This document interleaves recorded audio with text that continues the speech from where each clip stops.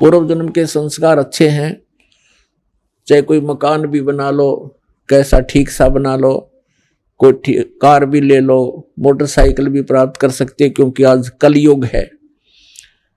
तो कहने का भाव ये है कि यदि भगवान की दया है तो लीजिए, नहीं तो भगत को जीने के लिए अपने परमात्मा कबीर जी की उस जीवन शैली पर नजर लगानी चाहिए।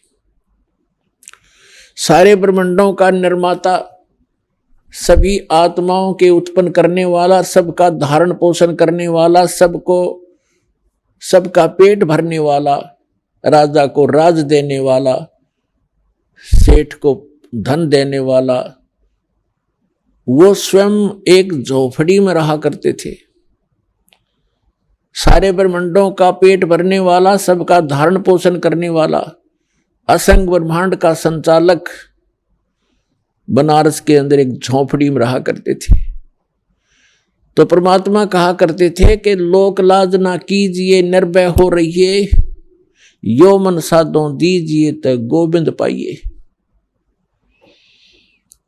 हमने एक साधारण जीवन जीने की आदत डालनी चाहिए। संसार की तरफ देखकर हम कभी भी भक्ति मार्ग में इस सफर पर नहीं चल पाएंगे। तो परमात्मा परमेश्वर सारी सृष्टि के रचनहार एक भूमिका करके गए थे कि भाई मैं कैसे रह रहा हूं, और भले ही कोई कोठियों वाले हैं जिन्होंने 10-10 प्लाट लेकर खरीद रखे हैं, सिर पर धर कर ले जाएंगे उनको, अगले दिन मृत्यु हो जाती है, वो प्लाट वहीं रह जाते हैं। आप कहीं चूहा बनकर उन्हीं प्लाटों में बिल खोद कर रह रहा होगा। तो ये बातें इस ज्ञान के आधार से आप इस भक्ति मार्ग पर चल पाओगे, अन्यथा फिसल जाओगे इस रपटीली मार्ग से। तो हमने जो परमात्मा ने जो ज्ञान दिया है उसको आधार बनाओ। तो पुण्यात्माओं, पहले दिन डीजे बजाते हैं, नाचते और गाते हैं, अगले दिन दुर्घटना हो जाती है, या महीने 2 महीने 6 महीने के बाद कोई ना कोई और दुर्घटना घट जाती है। तो इन सब बातों को, भले ये एकाध घटना है, लेकिन हमने इसको ये मान के चलना पड़ेगा कि यह बिजली कभी भी गिर सकती है। जिस लोक में रहकर हम मस्ती मार रहे हैं, ये समय मस्ती मारने का नहीं है, जन्म सुधारने का है, कर्म सुधारने का है, परमात्मा की भक्ति करके अपना जीवन सफल करने का समय है। तो इसके विषय में नानक साहिब जी कहते हैं कि ना जाने काल की कर डारे, और किस विध ढल जा पासावे, और जिन्हां ते सिरते मौत खुड़क दी उन्हां केड़ा हासावे। नानक साहिब जी सिख धर्म के प्रवर्तक, परमात्मा प्राप्ति के उपरांत वो ऐसे रहा करते थे मायूस से, क्योंकि वो उस स्थान को देख चुके थे जहां पर हम पहले रहा करते थे। एक परम सुख में स्थल है, और हम उसको छोड़कर इस गंदे लोक में फंस गए थे। अब जिसने वो स्थान देख लिया, उसका मन यहां नहीं लगेगा, उसको तो ऐसा लगेगा जैसे तू गलत जगह फंस रहा है, कब वो समय आए मेरे मृत्यु हो, परमात्मा मुझे ले चले उस लोक में। तो इसलिए वो हमेशा मायूस रहते थे, यहाँ का कोई भी सुख उनको सुख दिखाई नहीं देता था। तो उस समय 1-2 भक्त जाते थे, उनसे कहा करते थे कि महाराज जी, आप हमें कभी खुश नजर नहीं आते, आप मायूस मायूस से रहते हैं, इसका कारण बताइए। तो नानक साहिब जी ने कहा था, भाई ना जाने काल की कर डारे, और किस विध ढल जा पासावे, और जिन हाथे सिरते मौत खुड़क दी उन्हां केड़ा हासावे। क्या हमें पता है, ये मालूम है कि कभी भी बिजली गिर जाएगी, ना जाने किन कारणों से हार्ट अटैक हो जा, कोई और रोग के कारण मृत्यु हो जाए, दुर्घटना में हो जाए।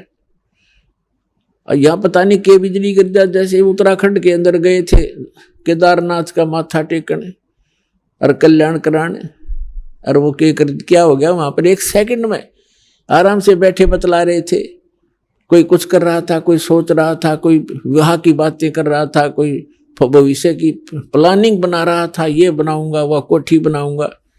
अरे 1 मिनट में बादल फट गया, इतना भयंकर फ्लड आएगी कि सब कुछ बहा दिया, उनकी नामो निशान नहीं। काफी लोगों का तो 100 भी नहीं मिले, मलबे के अंदर दब गए। तो पुण्यात्मा इसे लोक में और नाचो गाओ और यहाँ की भविष्य की स्कीम और ये कोठी बनाने की बनाओ, तो भक्त नहीं हो, छींट नहीं लगी आपका भक्ति की। फिर तो नानक साहब जी कहते ना जाने काल की कर डारे और किस विध ढल जा पास आवे और जिनाते सरते मौत खुटक दी। 1 सेकंड का पता नहीं। कबीर साहब कहते ना जाने अगले सांस का आवण हो कि ना हो। तो उनको कैसा हंसा, वो क्या किस चीज पर हंसे। फिर उन्होंने पूछा क्या आप सदा ऐसे मायूस रहते हैं, क्या आप सदा ऐसे ही रहते हैं? कहते नहीं, साध मिले सड साधी होंदी और विछड़ जाए दिलगीरी वे, अख दे नानक सुनो जिहाना ये मुश्किल हाल फकीरी वे। कि जिसमें मेरे भक्त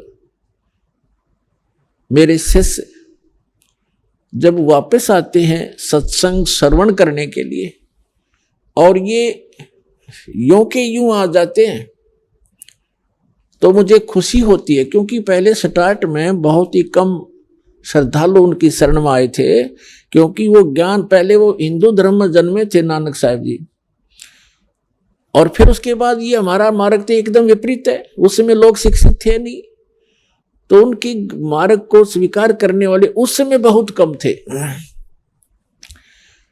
तो जिस भी कारण 150, 200 जितने भी भक्त आते थे सत्संग छोड़ने के लिए तो गिनती के होते थे, और 2-4 नहीं आते किसी दिन तो गुरुदेव पूछा करते थे फलाना नहीं आया भाई, क्या बात होगी। जब उसको ये पता लगता था उनको कि वो कोई किसी काम बस नहीं आया तो कोई बात नहीं। और 1-2 ऐसे भी होते थे जो दूसरे सिरफिरे संत उनके शिष्य उनको गुमराह कर लेते थे, बहका देते थे। तो वो नानक साहब जी कहते हैं कि जब ये सभी भक्त मेरे वापस आते हैं, क्योंकि संसार के अंदर भक्ति करना बड़ा दुर्भर हो गया है। कारण क्या है कि सत्य ज्ञान देने वाला एक और भ्रमित करने वाले करोड़ों की संख्या में। तो क्या वो कहा करते थे कि साध मिले साढ़ा साधी होंदी और विछड़ जाए दिलगीरी वे। जब ये यहां से जाते हैं तब मुझे मायूसी हो जाती है कि कहीं कोई मेरी फसल में कीड़ा ना लग जा। इन भोली आत्माओं को मुश्किल से सिरे चढ़ाया है ये ज्ञान मार्ग दे करके, और ये सिर फिरे पता नहीं कितने नकली पंथ फिरे हैं, और इन भोली आत्माओं को गुमराह ना कर दें। जब ये यूं के यूं आ जाते हैं तब उस दिन मेरी खुशी का कोई ठिकाना नहीं रहता कि इनका कल्याण हो जाएगा। ये भ्रमित नहीं हुए हैं। साध मिले सड साधी होंदी, साधी माने खुशी, और विछड़ जाए दिलगीरी वे। जब ये विछड़ जाते हैं तो मेरे दिल में बड़ा दुख होता है। ये बात सताती रहती है कहीं इन बच्चों को कोई गुमराह ना कर दे, इनका जीवन नाश हो जाए। अख दे नानक सुनो जिहाना ये मुश्किल हाल फकीरी वे। इस भक्ति का करना बड़ा कठिन है, क्योंकि अन्य साधनाएं तो परंपरागत है, उसमें तो कोई ये कहने वाला ही नहीं है कि आप ये ना करो ये गलत है। जो कर रहा है वो ठीक है, हाँ बस बिल्कुल बहुत अच्छा, मैं ये करता हूं आप क्या करते हो, मैं ये करता हूं बस ठीक है, आप भी करो हम भी कर रहे हैं। और इसमें यहां कहना पड़ता है कि नहीं ये नहीं करना, ये नहीं करना, ये करना। तो इस प्रकार ये थोड़ा सा कठिन मुश्किल हाल फकीरी वे। फकीरी माने भक्ति, या भक्ति का करना बड़ा कठिन हो गया है। और जिसमें अब ये ज्ञान तो विश्व में जाएगा और पूरे विश्व को ये ज्ञान सुहाएगा, और जिस समय जब सभी एक रस हम हो जाएंगे, जो भी इस ज्ञान को सुनेगा कुछ ही समय के बाद इसमें ऑब्जेक्शन नहीं रहेगा किसी को। सभी ये कहा करेंगे भाई ज्ञान तो 1 नंबर का है, ज्ञान में कोई कमी नहीं। अब जो इतनी हाँ भरने लग गया, इतना स्वीकार करेगा, तो एक दिन वो उपदेश भी लेगा, तो फिर समस्या समाधान हो जाएगी, फिर आसान हो जाएगी यह फकीरी। फिर ये सब कोई बाधक नहीं रहेगा। तो उसके लिए ज्ञान प्रचार सत्संग में आपको बार बार बुलाना, इसका उद्देश्य मूल यही है कि आप आते रहोगे, आपका भक्ति में विश्वास बढ़ता चला जाएगा। आप जी को यहां बुलाना कोई शौक नहीं हमारा, ये एक अनमोल काम किया जा रहा है।